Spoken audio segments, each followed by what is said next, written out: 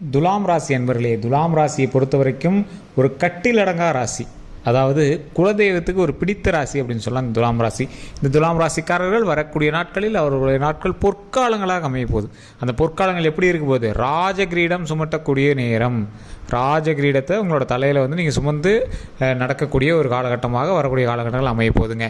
இதில் என்ன ஒரு ஹைலைட்டு அப்படின்னா, இந்த ராசிக்காரங்களை பொறுத்த வரைக்கும் குலதெய்வம் முன்னாடி என்ன வேணுமோ உங்களுக்கு சொல்லிடும், இன்டிமேட் பண்ணிடும். நீங்கள் துலாம் ராசிக்காரன் தான் மறக்காம கமெண்ட்ஸில் பதிவிடுங்க. உங்களுக்கு ஏதாவது ஒரு தடையை முன்னாடி காட்டும், அது கண்டிப்பாக இருக்கும். அது தடையமானே உங்களுக்கு தெரிஞ்சிருக்காது, அப்புறமேட்டு தான் யோசிப்பீங்க, ஆமாம் இல்லை இது முன்னாடி சொன்னிச்சில்ல அப்படின்னு.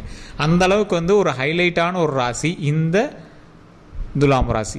சரி, இந்த துலாம் ராசியை பொறுத்த வரைக்கும் இந்த அளவுக்கு விஷயங்கள் எல்லாமே இருக்குது. வரக்கூடிய நாட்கள் பொற்காலங்கள் சொல்லிங்க. ஆனால் அது எத்தனை % அளவுக்கு நல்லது இருக்கும்? ஏன் வந்து துலாம் ராசியில் எல்லாருக்கும் அப்படி நடக்கிறதில்ல? ஒரு சிலருக்குலாம் முன்னாடியே நல்லது நடந்திருக்கு, ஏன் அது வரைக்கும் நடக்கல அப்படின்னு கேட்குறீங்க நிறைய பேர் இருப்பீங்க. அவங்களுக்கான ஒரே பதில் என்ன அப்படின்னா, துலாம் ராசியில் பல கோடி பேர் இருப்பாங்க சார். ஆனால் அதில் தசாபுத்தி யாருக்கு இணைஞ்சிருக்குது அப்படிங்கிறத பார்க்கணும். யாருக்கு தசாபுத்தி கரெக்டாக அமைஞ்சிருக்குது, லக்கினமும் நட்சத்திரமும் சரிவர பொருந்தி இருக்கிறது யாருக்கு, இதெல்லாம் பார்த்து தான் உங்களுடைய ராசி மற்றும் மற்ற எல்லா விஷயங்களுமே வந்து சரி பார்க்கப்படும். ஸோ அதனால தான் தனிப்படையான ஜோதிடம் பார்த்துக்கோங்க அப்படின்னு சொல்கிறோம். கீழே ஃபோன் நம்பர் கொடுத்துருக்கோம். அந்த ஃபோன் நம்பரில் நீங்கள் ஃபோன் பண்ணி பேசி தெரிஞ்சிடலாம். டிஸ்கிரிப்ஷனில் கீழே இருக்குது. அதில் நீங்கள் ஃபோன் பண்ணி உங்களுடைய பெயர், ஊர் எல்லாமே நீங்கள் சொல்லி, உங்களுடைய பிறந்த தேதி சொல்லி, இன்னைத்து காலகட்டத்திலேருந்து உங்களுடைய வாழ்க்கை எப்படி இருக்க போகுது அப்படிங்கிறத தெளிவாக மேப் போட்டு அதுக்கு தகுந்த மாதிரி நீங்கள் வந்து வாழ்த்தலாம். ஒரு எக்ஸாம்பிளுக்கு இப்போ துலாம் ராசிக்காரர்களுக்கு இப்போ நீங்கள் ஜோதிடம் பார்க்குறீங்க, உங்களோட தனிப்படையான ஜோதிடத்தை தசாபுத்தியோடு செக் பண்ணி பார்க்குறீங்க. பார்க்கும்போது பக்கத்தில் ஒரு நன்மை நடக்க போகுது சார் அப்படின்னு சொல்கிறாங்க. நீங்கள் என்ன பண்ணிகிட்ருப்பீங்க? அது தெரியாமல் கடன் எல்லாம் வாங்கிட்டு இருப்பீங்க. ஆட்டோமேட்டிக்காக ஒரு இடத்துலேருந்து பணம் வரப்போகுது அப்படிங்கிறது நம்ம ஜோசியம் பார்த்து கண்டுபிடிச்சிட்டோம் அப்படின்னா, நீங்கள் அது தெரியாமல் நீங்கள் வந்து கடன் வாங்கிட்டே இருப்பீங்க. கடன் வாங்கிட்டே இருக்கும்போது டக்குன்னு அந்த பணம் வரதோ அந்த கடனுக்கு சரியாக போயிடும். அதுவே அங்கே பணம் வரப்போகுது அப்படின்னு தெரிஞ்ச ஒரு விஷயம் தெரிஞ்சு அப்படின்னா, அந்த கடன் வாங்குறதை நீங்கள் முன்னாடியே நிறுத்துவீங்க. தேவையில்லாமல் செலவு செய்வதையும் நிறுத்துவீங்க. உங்களுக்கு அடுத்து என்ன நடக்க போகுதுங்கிறத விஷயங்கள் முன்னாடியே ஓரளவுக்கு தெரிஞ்சு அப்படின்னா, அதற்கு தகுந்தாற்போல் உங்களோட வாழ்க்கையை மூவ் பண்ணுறதுக்கு தான் இந்த ஜோதிடம். துலாம் ராசிக்காரர்களுக்கு தெய்வ துணையும் இருக்குது. அதுதான் அதில் ஒரு பெரிய ஹைலைட். தெய்வத்தினுடைய மிகப்பெரிய ஆசீர்வாதமும் இருக்குது.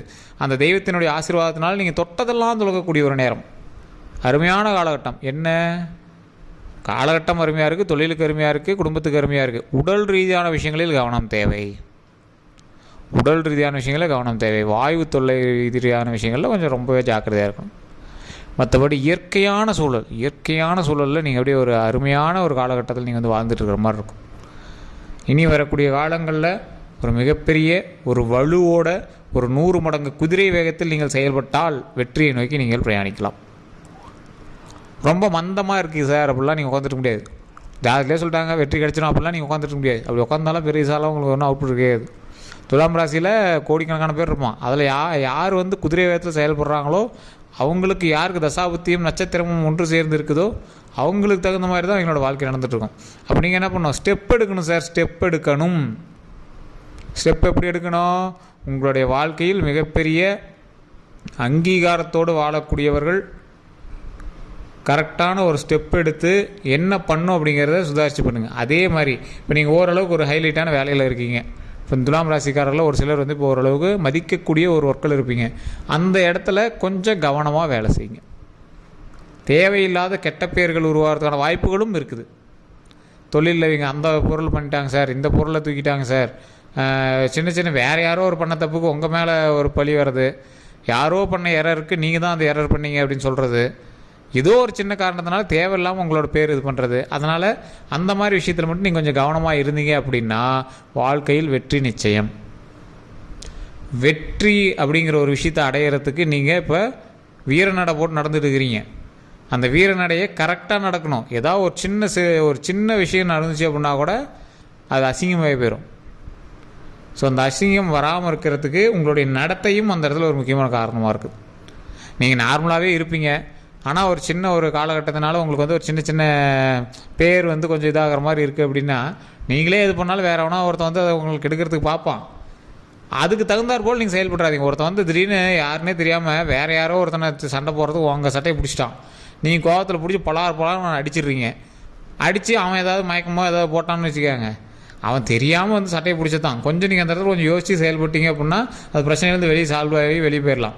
ஆனால் நீங்களும் சேர்ந்து கோவப்பட்டு அவனை போட்டு அடித்து அவனை போட்டு பொலார் நப்பி அவனை ஒரு பெரிய விஷயமாக்கி அது உங்கள் பேர்லேயே கெட்ட பேராக வந்து உங்கள் பேரில் கேஸ் ஆகிறதுக்கான வாய்ப்புகள் இருக்குது பார்த்தீங்களா? அந்த மாதிரி இது எவனே தெரியாதவன் அட்ரஸ் கேட்க வந்தவனா பிடிச்சி அடிச்சுட்டு போகிற காலகட்டம். மற்ற விஷயங்கள்லாம் நல்லா தான் இருக்குது, உடல் ரீதியான விஷயங்கள். அப்புறம் இந்த மாதிரி தேவையில்லாத வம்பு வழக்குகள் அதை மட்டும் கொஞ்சம் கவனமாக இருந்தீங்கன்னா போதுமானது. தொழிலில் நீங்கள் கை வைக்கிறீங்களா? அருமை, ஒன்றும் பிரச்சனை இல்லை. தொழில் அருமையாக இருக்குது, தொழிலில் ஸ்டெப் எடுக்கிறது அருமையாக இருக்குது. ஆனால் அதிக முதலீடு போட்டு நீங்கள் வந்து இப்போ எதுவும் பண்ணக்கூடாதுங்கிறது ஒரு முக்கியமான பாயிண்ட்டு. அதே மாதிரி தொழிலில் ஓரளவுக்கு ஹைலைட்டு ஒரு நிலம் வீடு இதெல்லாம் ஏதாவது கிரயம் நீங்கள் வந்து ரெடி பண்ணுறீங்க அப்படின்னா இந்த காலகட்டத்தில் கொஞ்சம் உங்களோட தனிப்படையான ஜாதகத்தை பார்த்து தான் நீங்கள் வந்து ஸ்டெப் எடுக்கணும். ஏன்னா ஒருத்தருக்கு வந்து ஒரு நல்ல ஒரு பண வரவு இருக்கும், ஒரு குறிப்பிட்ட ராசிக்காரர்களில் ஒரு குறிப்பிட்ட நேரத்தில் நல்ல பண வரவு இருக்கும். ஆனால் அப்போ வந்து எங்களுக்கு வீடு கட்டுற யோகம் இருக்காது. அந்த வீடு கட்டுற யோகம் இருக்கும் போது அவங்ககிட்ட கையில் காசு இருக்காது, ஆனால் வீடு கட்டி விடுவாங்க, கடன் வாங்கி வீடு கட்டி விடுவாங்க. ஸோ இது ரெண்டுக்கும் வித்தியாசம் இருக்குது, அது நிறைய பேர் தெரியல. காசு இருந்தால் எதை வேணாலும் பண்ணிட முடியாதுங்க. காசு இல்லாத போது நீங்கள் வீடே கட்டினீங்க அப்படின்னாலும் அந்த வீடு வந்து கரெக்டாக கொண்டு வருவீங்களா அப்படிங்கிற மாதிரி தான் இது. காசே இல்லை அப்படின்னாலும் கடை வாங்கி கூட வீடு கட்டி அதை ஹாப்பியாக இருக்கிறவங்களும் நிறைய பேர் இருக்காங்க. ஆனால் கையில் நிறைய காசை வச்சுட்டு தேவையில்லாமல் அந்த டைமில் வீடு கட்டுற யோகமே இல்லாமல் வீடு கட்டுறவங்களாம் நிறையா பேர் வந்து இது பண்ணதெல்லாம் நான் பார்த்துருக்கேன். ஸோ அது நம்மளுக்கு தேவையில்லாதது. அதனால் அந்த வீடு கட்டுற யோகம் இருக்கும்போது நீங்கள் கடனே வாங்கி வீடு கட்டினீங்க அப்படின்னாலும் கடனெலாம் சீக்கிரம் அடைச்சிட்டு நிறைய லாபகரமாக சந்தோஷமாக வம்சாவளியாக அந்த வீட்டில் வளர்ந்து வரக்கூடிய ஒரு காலகட்டமாக அமையும்.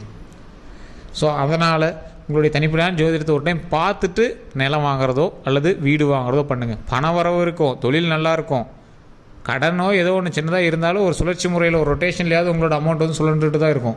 இருந்தாலும் எதில் நீங்கள் கவனமாக இருக்கணும்? வீடு வாங்குறது, நிலம் வாங்குறது, வாகனம் வாங்குறது. அந்த யோகம் உங்களுக்கு தற்போதைய நிலைமையில் இருக்கான்னு பார்த்து வாங்குறது, அது மட்டும்தான். உங்களோட வாழ்க்கையில் நீங்கள் கண்டிப்பாக வீடு கட்டி நீங்கள் வந்து செழிப்பாக வாழக்கூடிய ஒரு ராசி தான். ஆனால் அந்த டைம் கரெக்டான எந்த டைம்னு பார்த்து வாழணும், அதுதான் பெரியது. அதே மாதிரி உங்களினுடைய தொழிலில் மட்டுமே நீங்கள் கவனம் செலுத்துனீங்க அப்படின்னா ரொம்பவே நல்லது. உங்களுக்கு ஆசைகள் அதிகம், ஆன்மீக ரீதியான ஆவல்களும் அதிகம். ஏதோ ஒரு இது பக்கம் போனீங்கன்னா அந்த பக்கமாகவே திரும்புவீங்க. உங்களோட வேலையை நீங்கள் சரிவர பார்ப்பீங்க, இல்லைன்னு சொல்லலை. ஆனால் ஏதோ ஒரு பக்கம் உங்கள் வந்து டைவெர்ட் பண்ணக்கூடிய ஒரு காலகட்டம். தேவையில்லாமல் மனசை அலைபாய விட்டு மாட்டிக்கூடாது. காதல் வயப்படக்கூடிய காலகட்டம்லாம் இருக்குது. ஸோ அந்த விஷயத்தெல்லாம் கொஞ்சம் கவனமாக இருங்க. இளைஞர்கள், ஆண்கள் பெண்கள் கொஞ்சம் கவனமாக சுதாரிச்சு இருக்கக்கூடிய ஒரு காலகட்டம். திருமணமானவங்க, புதுசாக திருமணமானவங்க தேவையில்லாத சண்டை சச்சரவுகள்லேருந்து மீண்டு வரதுக்கான வழியை பாருங்கள். தேவையில்லாத சண்டை சச்சரவுகள் வேண்டவே வேண்டாம்.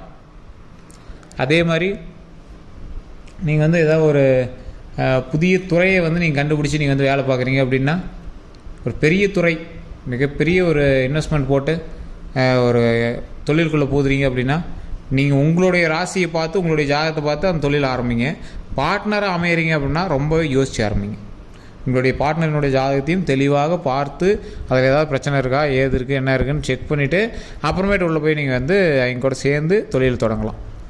அந்த தொழிலை தொடங்குவதற்கு உங்களுக்கு அதீத முதலீடு தேவைப்படுது அப்படின்னு அகலக்கால் வச்சு லாக் ஆகக்கூடாது. இது ஒரு முக்கியமான விஷயமா முன்னாடியே சொல்லிடுறோம். தொழில் உங்களுக்கு வருமானம் இருக்குது சார், எல்லாமே இருக்குது, அகலக்கால் வச்சிங்க அப்படின்னா குறிப்பிட்ட நாட்களுக்கு மேலே நீங்கள் மாற்றுறதான வாய்ப்புகள் இருக்குது.